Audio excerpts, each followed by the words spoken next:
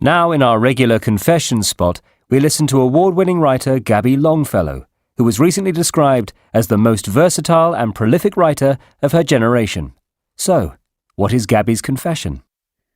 People assume that because I'm a writer, because I come from Oxford, and because I spend hours poring over books in university libraries doing research for my work, that I must have gone to university myself. And the plain truth of the matter is, of course, that I didn't. I don't have a degree. During my school years, I had a very full social life. I was in a theatre group, I sang in a choir, I had a boyfriend, I went rock climbing. Right through my teens, concentration was never my specialist subject at school. I'd always be looking out of the window, thinking of the 101 other things I could be doing. And so it was with my A-levels, which I failed quite spectacularly. I could have retaken them, of course, but I was too worried the same thing might happen again. Failing once wasn't too bad. Nearly everyone put it down to bad luck, as opposed to any lack of effort on my part. But if I'd failed again, I would have been officially declared stupid. Or at least that's how I saw it then.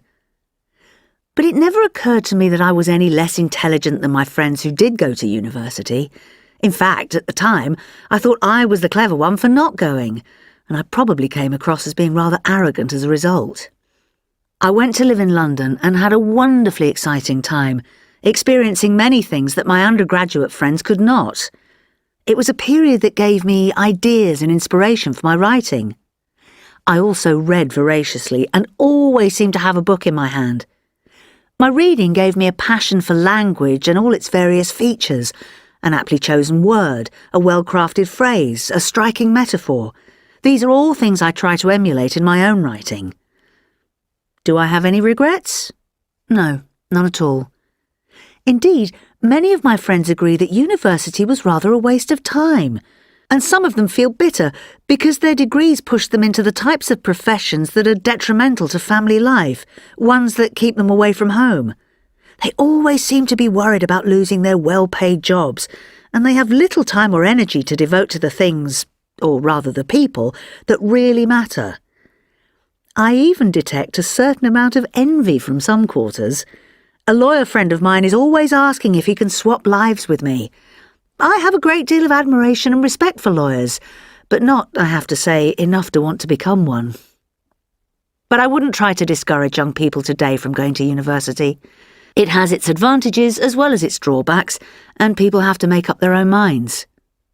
But it doesn't help now that when graduates start work in their chosen profession, many of them have huge bank loans because they've had to borrow heavily in order to pay their way through university. The idea is that those with degrees will have well-paid jobs and can easily pay back the money in the future. There's no guarantee of that, of course. And besides, it tends to convert money and the prospect of higher earnings into the main incentive for university education. And that, I confess, is not something I agree with.